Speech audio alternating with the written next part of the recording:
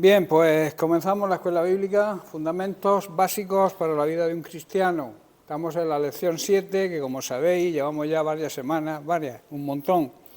Se titula ¿Quiénes somos y qué tenemos en Cristo? Es que es extenso saber lo que tenemos en Cristo, tantas cosas tenemos, ¿verdad? Tantas bendiciones, tantos beneficios y lo grandes que somos para el Señor, somos sus hijos.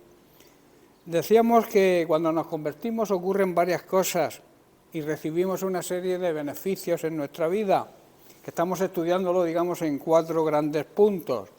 El primero que ya estudiamos fue que recibimos una vida nueva, somos nueva creación en Cristo. El segundo punto es que entramos en una nueva relación con Dios, relación de padre con hijo. En tercer lugar, hemos sido liberados del pecado y de sus consecuencias. Y el último, que estamos trabajando en él todavía, es que somos y estamos apartados del mundo. Hemos sido sacados del sistema mundano en que vivíamos con el fin y el propósito de servir a Dios. Ese es el único propósito que tenemos, servir a Dios, porque Él se lo merece, Él ha hecho tanto por nosotros, que nosotros debemos servirle, pero con la excelencia que Él se merece. No quizá con lo que nosotros pensamos que está bien hacerlo, sino con la excelencia que se merece lo que Él ha hecho por nosotros. Él se dio por excelencia, se dio totalmente por nosotros, y nosotros qué menos que hacer lo mismo, ¿verdad? También el ser apartados, el ser sacados de este sistema mundano en el que vivíamos, también conlleva una serie de ventajas y de beneficios. Y es que somos más que vencedores en Cristo. Por medio de Cristo, si estamos unidos a Él, tenemos la victoria. También que vivimos por fe. Nuestra vida no es una vida de vista, de ver las cosas para creerlas, sino que vivimos por fe y por fe en el Hijo de Dios, en Jesucristo. Creemos que Jesucristo es el Hijo de Dios. También que hemos sido crucificados al mundo y hemos vencido al mundo. Hemos sido resucitados también con Cristo y sentados simbólicamente en los lugares celestiales, y tenemos vida plena, o deberíamos tenerla, porque el Señor así lo quiere, que disfrutemos de la vida eterna y empecemos como un anticipo aquí, en esta vida.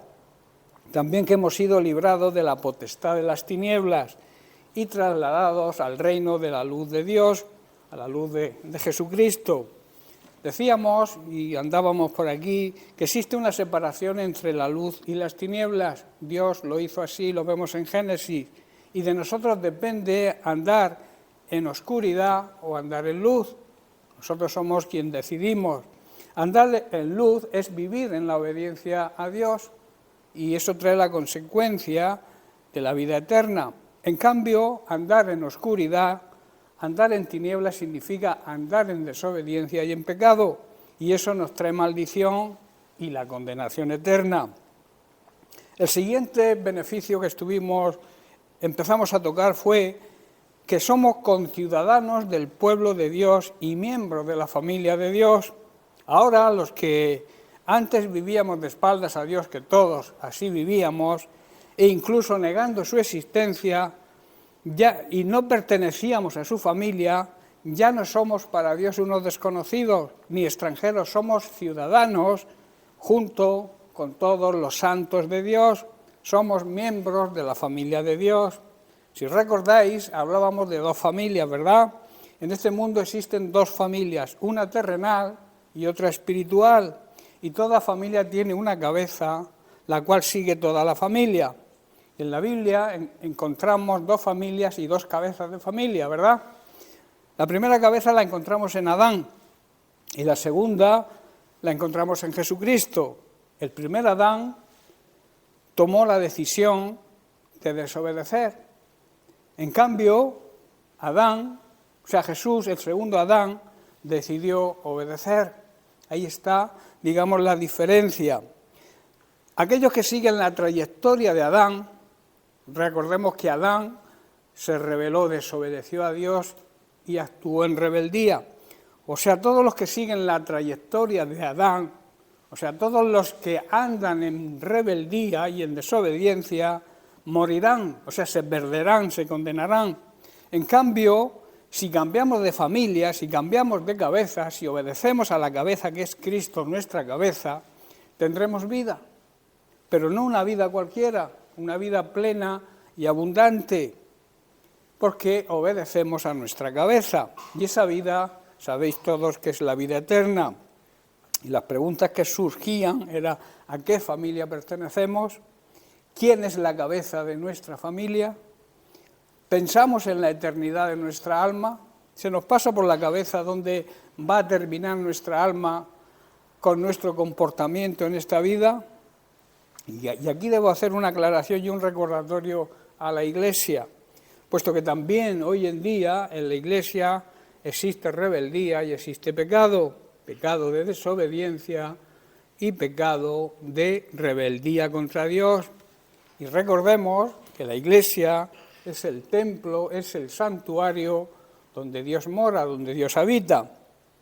Como Iglesia, como cuerpo de Cristo, como Iglesia, como colectivo, Dios habita y por tanto no debemos murmurar. Hablábamos esta semana pasada de esto, no debemos murmurar, quejarnos y calumniar a nadie. Decíamos que la murmuración, la queja, nos lleva a tener mala opinión de los demás. Esa mala opinión nos lleva a la crítica, a criticar a esa persona. Y la crítica siempre acaba en calumnia. Calumnia es una opinión que tenemos de alguien, algo que decimos de alguien, pero que es mentira. Porque igual nos lo han contado, pero no hemos confirmado si es la verdad. Y entonces se nos va la lengua, que es muy habitual en el ser humano, hablar demasiado. El que mucho habla, mucho se equivoca, ¿verdad? Hay un dicho. Por tanto, cuando murmuramos, cuando criticamos y cuando calumniamos, no estamos siendo cuidadosos, no estamos guardando la unidad en el espíritu que debemos guardar como el templo y el santuario de Dios que somos. En la carta al discípulo Tito, capítulo 3, versículo 2, Pablo le exhorta diciendo, y es de aplicación para nosotros hoy, dice que a nadie difamen. Difamar significa desacreditar, denigrar, que no sean pendencieros, o sea, que no seamos camorristas. Hay personas que les gusta la camorra, que les gusta ahí pínchame que te pincho, ¿verdad? Sino ser amables, mostrando la mansedumbre. La mansedumbre es el control, el dominio de la fuerza. Manso no significa no tener fuerza, significa saber controlar la fuerza, saber controlarnos, tener dominio propio.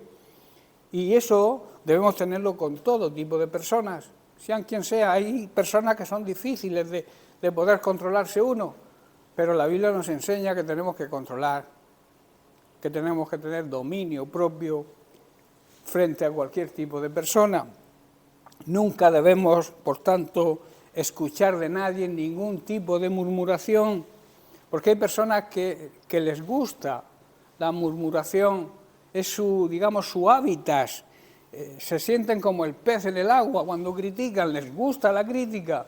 ¿Qué le vamos a hacer? Hay muchas personas así y lamentablemente dentro de las iglesias también existen. Esto nos va a llevar solo a contiendas. Seguramente, yo diría con toda seguridad que todo esto va a acabar en contiendas y en enfrentamientos. La contienda y la crítica va a terminar siempre mal. Las falsas acusaciones y también el problema más serio, no solamente que puedes destruir una vida, digamos, individual, sino que todo esto destruye la Iglesia. Es la carcoma que hace que la Iglesia se derrumbe, cuando existe la calumnia, cuando existe la crítica, cuando existen las contiendas dentro de los hermanos. Y hay hermanos que debamos hacer caso al apóstol Pablo, que nos exhorta a que no desacreditemos a nadie, que no difamemos a nadie, que no seamos camorristas, que seamos amables. La bondad, la amabilidad son características del fruto del Espíritu Santo, que se supone que mora dentro de nosotros, ¿verdad? En 1 Corintios capítulo 6, versículo 17, Pablo dice lo siguiente: pero el que se une al Señor, ¿cuándo nos unimos al Señor? cuando le reconocemos como nuestro Salvador y como nuestro dueño. Entonces formamos parte de ese cuerpo donde Él es, como hemos estudiado la cabeza.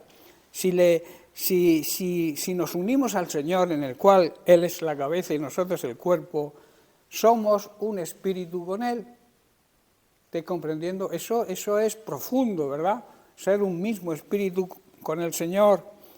Y eso se recibe cuando hemos tenido ese encuentro personal y real. Porque hay quien dice que ha tenido encuentros personales con el Señor, pero realmente no es así. Ha sido quizá una emoción, un momento de emotividad que los ha llevado a decir que aceptan a Cristo, pero en realidad es de la lengua para afuera. Por eso cuando nos convertimos, yo aconsejo que nadie empuje a nadie a entregar su vida a Cristo, que sea el Espíritu Santo quien toque el corazón, y entonces desde dentro del corazón hay un empuje, que es el Espíritu Santo, a aceptar la salvación que Cristo nos ofrece. Por eso muchas personas que dicen que se han convertido realmente, es que yo levanté la mano y yo me entregué tal día. Llevad cuidado con eso, porque hay muchas personas que asisten a las iglesias que se creen que realmente siguen a Cristo, pero solamente lo siguen por emociones, no por una realidad real y total que sale de lo más profundo de nuestro ser. El arrepentimiento tiene que ser personal.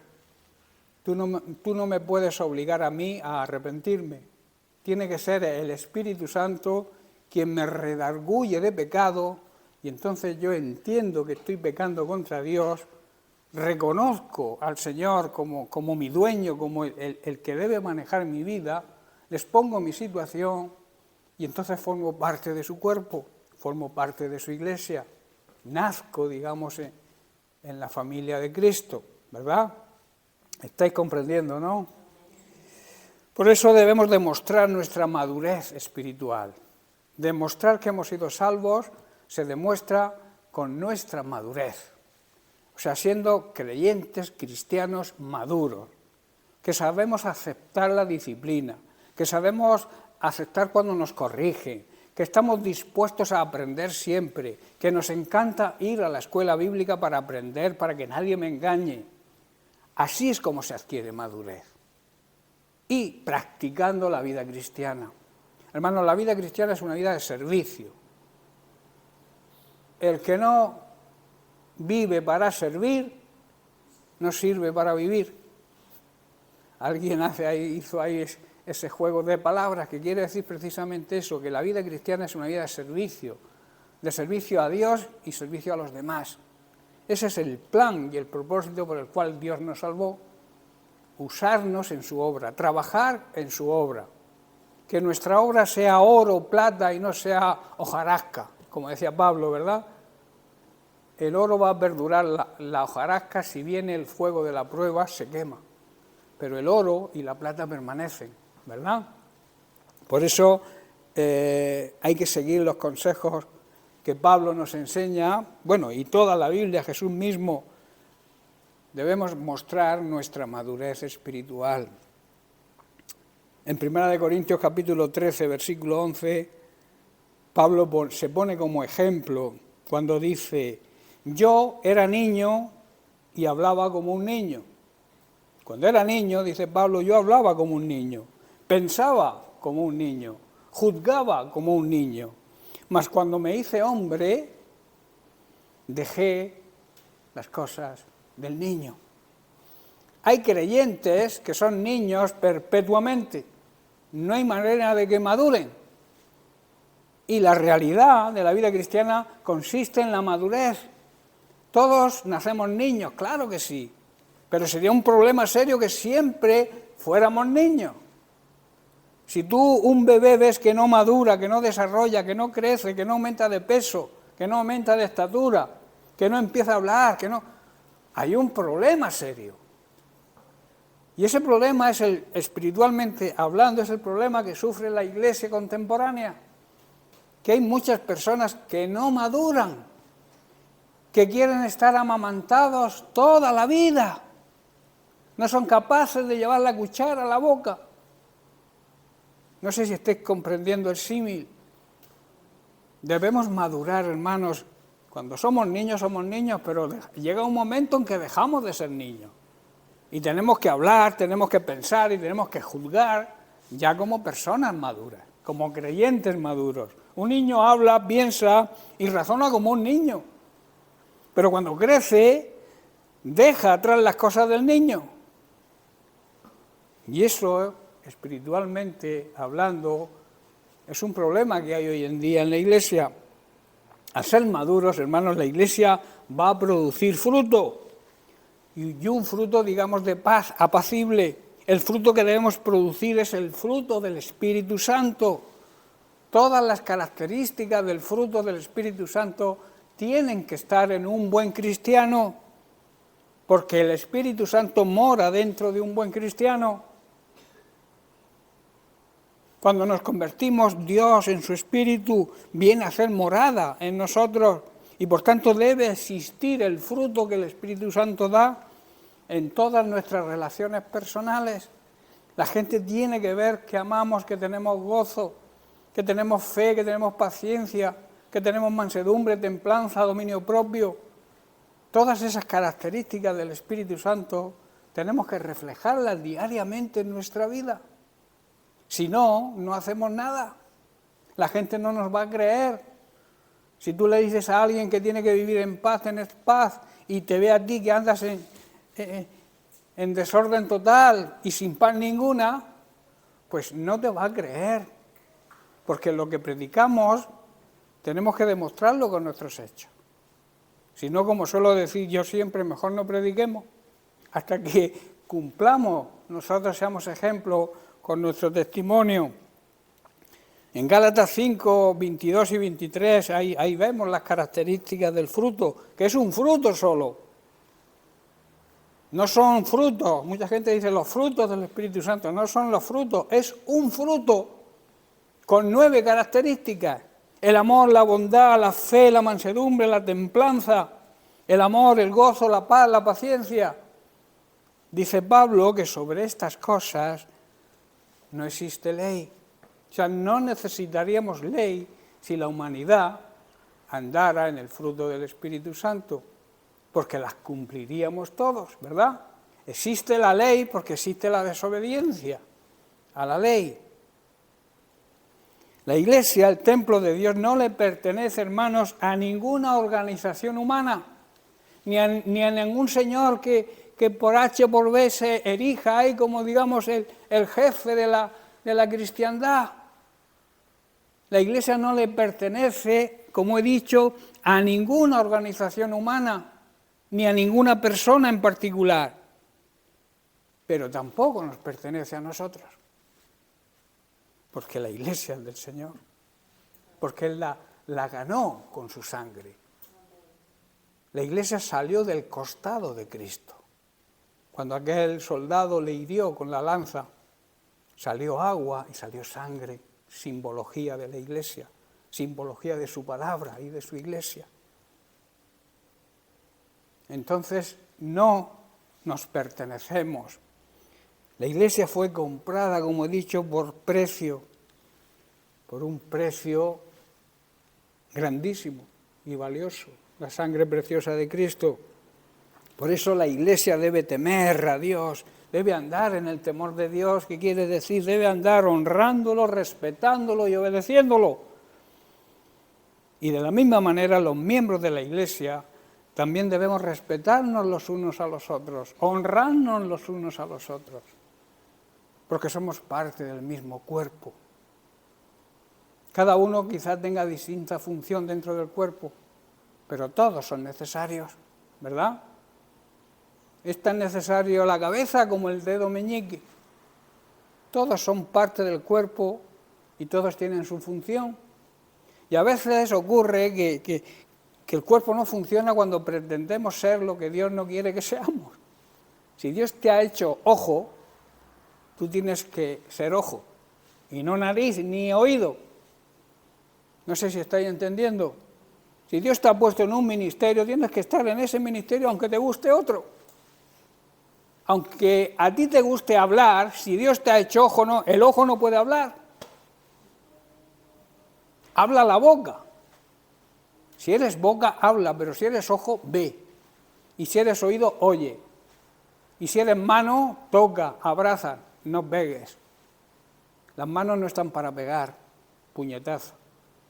Por eso las manos tienen que estar siempre abiertas, porque el puño representa maldad, hacer daño. Cuando tú cierras el puño, ¿qué haces? Como tienes rabia ahí, Manos abiertas, manos santas, hermanos. Podemos llegar a la conclusión siguiente. Cuando aceptamos la murmuración, cuando aceptamos la crítica, cuando aceptamos la calumnia siendo mentira sobre la Iglesia, llevad cuidado con la Iglesia, quien calumnia, quien habla mal de la Iglesia, quien habla mal de cualquier hermano de la Iglesia, tiene un grave peligro, porque la Iglesia, como he dicho, es de Cristo, la ganó Él con su sangre. Entonces, cuando no respetamos la morada del Espíritu Santo, no respetamos al que mora en esa morada, que es el Espíritu Santo de Dios, que es Dios. Si tú no honras a tu hermano, no estás honrando a Dios, porque tu hermano es templo del Espíritu Santo, lo mismo que tú. ¿Estás comprendiendo? Cuando tú hablas en contra de alguien que es parte de tu cuerpo, te estás tirando piedras a tu propio tejado, como se suele decir, ¿verdad? Es como si te pegaras puñetazos a ti mismo, o te insultaras a ti mismo, o hablaras más mal de ti mismo. En Hebreos capítulo 2, versículo 1, dice: por tanto es necesario que con más diligencia, o sea, con más cuidado, atendamos, o sea, prestemos atención a las cosas que hemos oído, no sea que nos deslicemos. La necesidad de madurar, la necesidad de que lo que hemos oído no se nos olvide, lo que nos han enseñado que no se nos olvide, los que nos predican cada día que no se nos olvide, no sea que nos deslicemos. ¿Qué pasa cuando uno patina sobre el hielo? Que se desliza y se la pega, ¿verdad? Pues eso ocurre cuando no somos diligentes con la palabra de Dios, cuando no somos diligentes, cuidadosos en aprender para que nadie nos engañe. La Biblia hace mucho hincapié en esto: mirad que nadie os engañe. ¿Por qué? Porque hay muchos engañadores por este mundo, muchas personas que dicen ser lo que realmente no son, la hipocresía de hombres malvados que solamente quieren lucrarse del Evangelio, vivir del Evangelio. El verdadero cristiano no vive del Evangelio, vive para el Evangelio. ¿Estáis entendiendo? Por eso, hermanos, tengamos mucho cuidado que no nos deslicemos cayendo en las mentiras de Satanás, que quiere destruir a su iglesia, que quiere destruir a la iglesia de Jesucristo y quiere apartarnos, desviarnos de la verdad. Mi cuerpo, ahora voy a hablar de mi cuerpo, he estado hablando de la iglesia como templo, en conjunto, la congregación, el templo de Dios, pero nuestro cuerpo físico, ya voy a hablar de una manera individual, también es el santuario de Dios. Así lo afirma Pablo en 1 Corintios capítulo 6, verso 19, donde dice: o ignoráis, que quiere decir, no sabéis que vuestro cuerpo es el templo, es el santuario del Espíritu Santo, el cual está en vosotros. El Espíritu Santo mora dentro de nosotros, el cual tenéis de Dios, el cuerpo. Tenemos el cuerpo que es de Dios y que no sois vuestros. Nuestro cuerpo físico, hermano, es donde mora también el Espíritu Santo de Dios y por tanto debemos saber que no nos pertenece. Nuestro cuerpo no nos pertenece. Le pertenece a Dios por dos motivos que estudiamos en su día: porque nos ha creado y porque cuando nos perdimos, cuando morimos espiritualmente en nuestros pecados y delitos, Él nos redimió. O sea que le pertenecemos por doble motivo, porque nos ha creado y porque nos ha redimido, ¿verdad? En el mundo en que vivimos, en el mundo actual, hay tres extremos bastante opuestos y dañinos para el ser humano, o sea, para el cuerpo físico. Primero están aquellos que creen que el cuerpo no es para nada importante, no es nada, no tiene importancia, solo es un cascarón sin importancia, y entonces lo maltratan con vicios, glotonerías, comiendo demasiado, malos hábitos, excesos en el trabajo. Todas estas cosas es que no le damos importancia y no comprendemos que nuestro cuerpo físico le pertenece a Dios. Luego están los que piensan que el cuerpo debe de cuidarse en extremo, incluso llegando a ser tomado como lo más importante nuestro cuerpo, nuestro físico. Y ahí nace el culturismo, el culto al cuerpo, que es el extremo opuesto al anterior, que también está horrible. Ocuparte solamente de tu físico, sabiendo que los años pasan y tu físico se va a estropear, seguramente no vas a estar, a veces si veis en televisión o en las noticias veis a estas personas, esas personas sufren, pero lo que no está escrito, porque para cuidar toda esa musculatura, todo ese culto al cuerpo, a veces no comen nada más que arroz, no disfrutan de la vida, porque tienen a su cuerpo como un ídolo. El culturismo es una forma de idolatría, es anteponer nuestro físico a Dios. Todo lo que pongamos delante de Dios como prioridad es idolatría. Y darle culto al cuerpo, priorizar nuestro cuerpo como lo más importante, también está mal, no es bueno.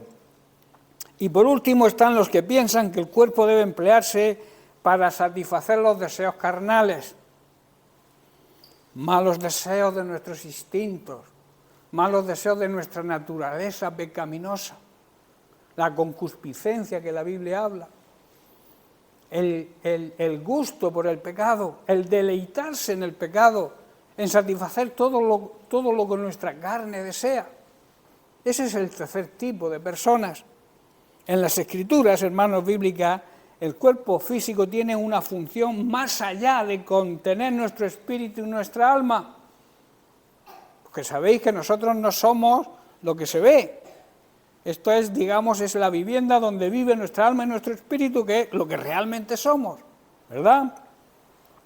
Por eso, las Sagradas Escrituras hacen hincapié que nuestro cuerpo físico, aparte de contener el espíritu y nuestra alma, tiene mucha más importancia, tiene otra función, porque con el cuerpo honramos al Señor.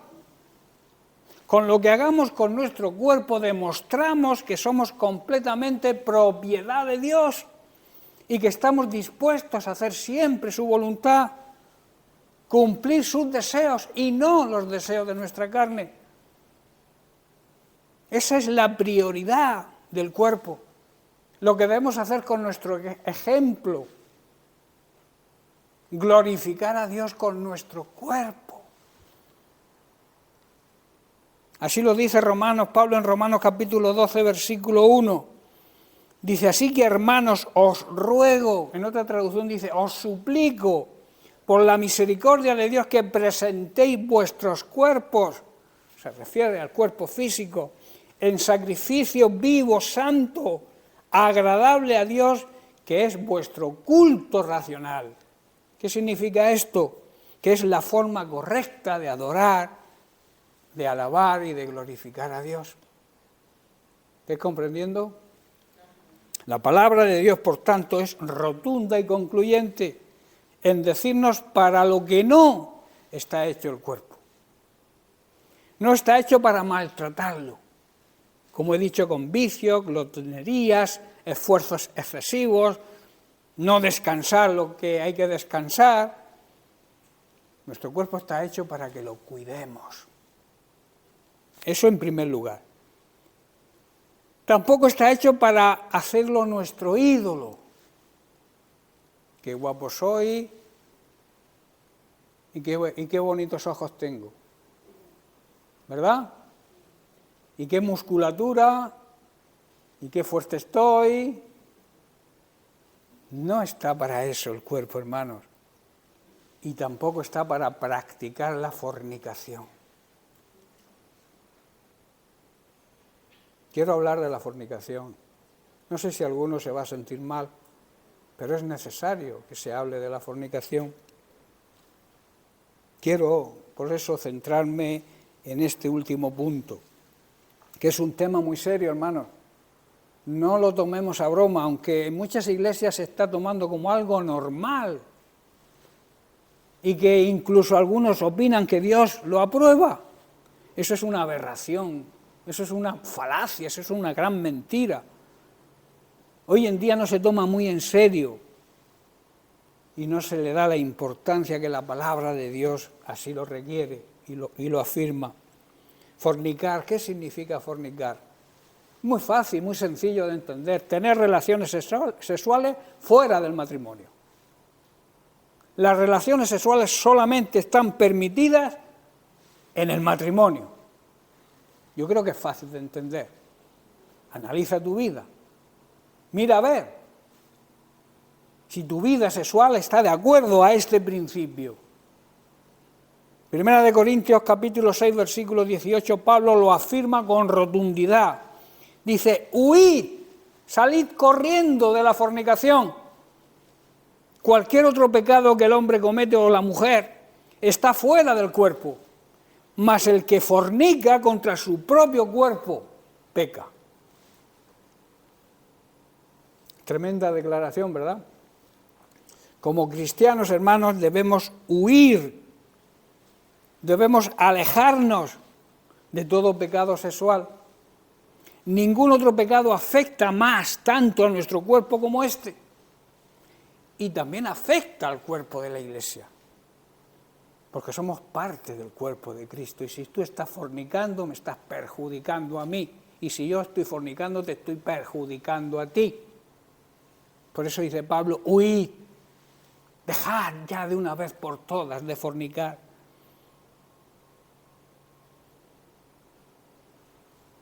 Ningún otro pecado, dice, afecta tanto a nuestro cuerpo. La inmoralidad sexual es un pecado contra nuestro propio cuerpo. Y luego en Primera de Tesalonicenses, capítulo 4, versículo 3, Pablo también dice, pues la voluntad, o sea, el deseo de Dios es vuestra santificación. En otras palabras, que vivamos una vida santa. Ese es el deseo, la voluntad de Dios, que vivamos transformados, apartados y dedicados a su obra, y que nos apartemos de una vez por todas de la fornicación. Hoy en día no se valora nada. Me apetece con quien sea. Si veo a alguien que pasa por la calle y me gusta, tengo la libertad hoy en día. Existe ese libertinaje, diría yo, porque eso no es libertad. Eso es la atadura más grande que existe. Y hay quien no puede dejarlo. Pero la voluntad de Dios sigue siendo que seamos santos, que vivamos en santidad, alejándonos de toda inmoralidad sexual. El problema es que encontramos en el mundo, en este sistema corrupto, que sigue sus propios criterios, sus propios principios que son contrarios a los de Dios, por ejemplo, la música, la publicidad, la televisión, las redes sociales y muchas cosas más, inducen a la gente a la fornicación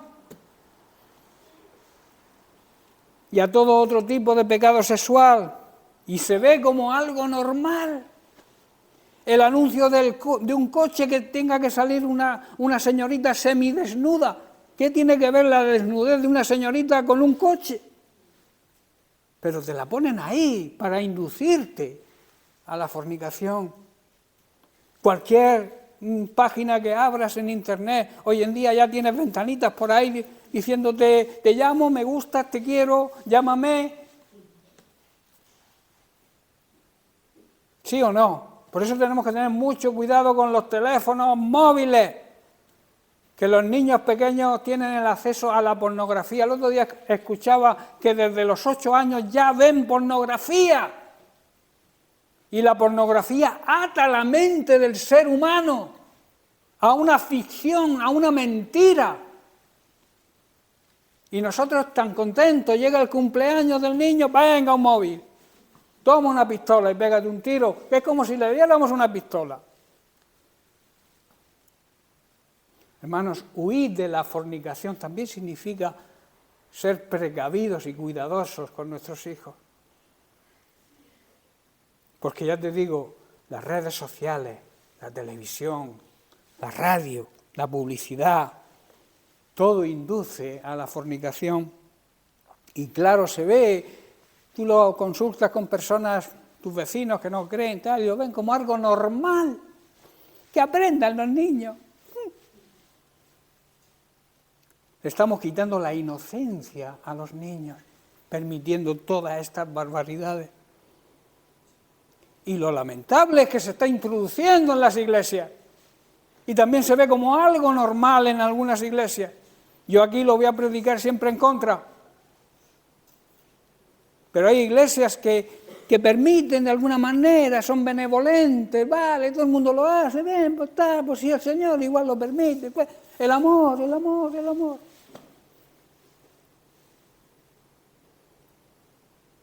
Esto es una gran aberración, como he dicho. Se ha vuelto todo tan común que existen millones de personas que ya no ven el matrimonio como algo sagrado.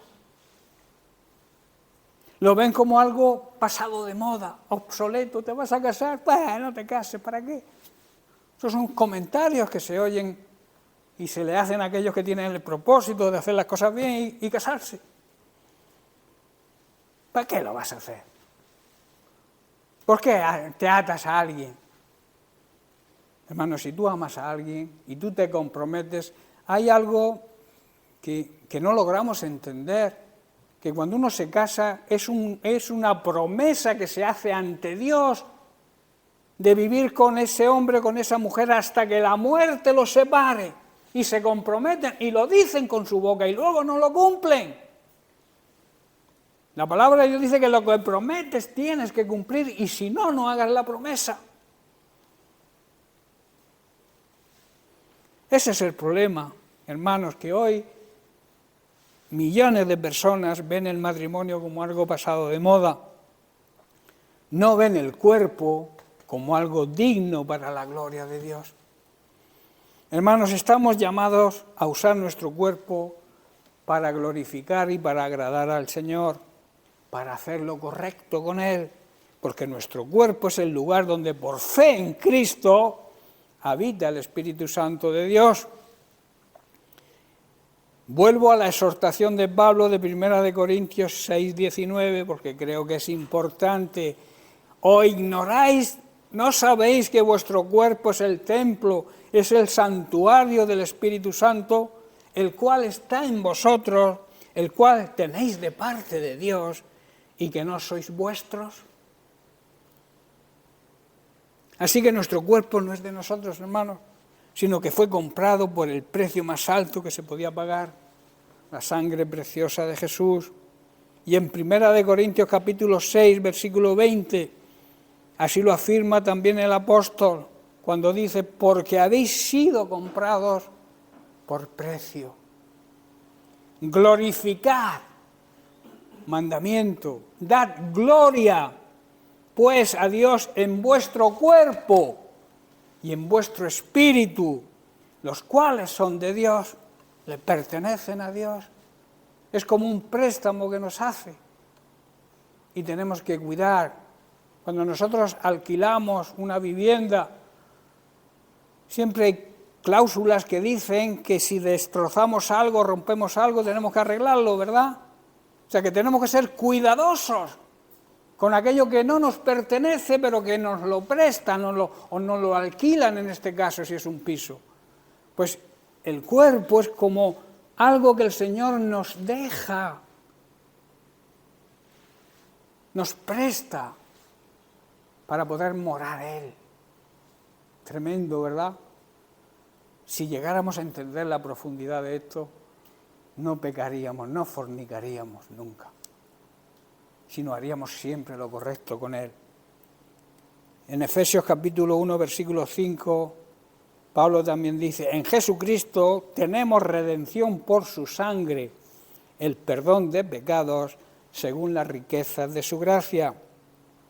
Hermanos, esta es la razón por la que no debemos usar nuestro cuerpo como instrumento para el pecado, sino que debemos apartarlo y dedicarlo para honrar y agradar a Dios. En Romanos capítulo 6, versículo 11 en adelante, leemos, así también vosotros consideraos muertos al pecado, pero vivos para Dios en Cristo Jesús, Señor nuestro. Versículo 12 dice, no reine, no sea el rey, no sea el dueño de tu vida, el pecado en vuestro cuerpo mortal, de modo que lo obedezcáis en sus concupiscencias, como dice, en sus malos deseos, los malos deseos de nuestra carne. Verso 13, ni tampoco presentéis vuestros miembros al pecado como instrumentos de iniquidad, maldad e injusticia, que quiere decir la iniquidad, sino presentaos vosotros mismos a Dios como vivos de entre los muertos. Cristo nos dio vida en nuestro espíritu está vivo y nuestro espíritu debe saber que debemos respetar y honrar a Dios con nuestro cuerpo. Estábamos muertos en delitos y en pecados y Cristo nos dio vida. Y luego debemos presentar, por tanto, nuestros miembros a Dios como instrumentos de justicia. No debemos, hermanos, permitir que ninguna parte de nuestro cuerpo se convierta en un instrumento de mal para servir, para ser siervos, esclavos del pecado.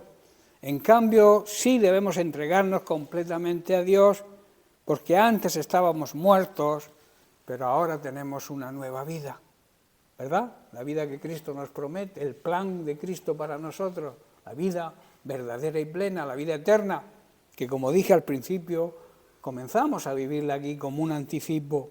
Así que debemos usar todo nuestro cuerpo como un instrumento para hacer lo correcto, para la gloria de Dios. Verso 14, porque el pecado no se enseñoreará de nosotros, o sea, no será nuestro Señor, pues no estáis bajo la ley, sino bajo la gracia, esa gracia que nos da capacidad, que nos capacita para vencer el pecado precisamente.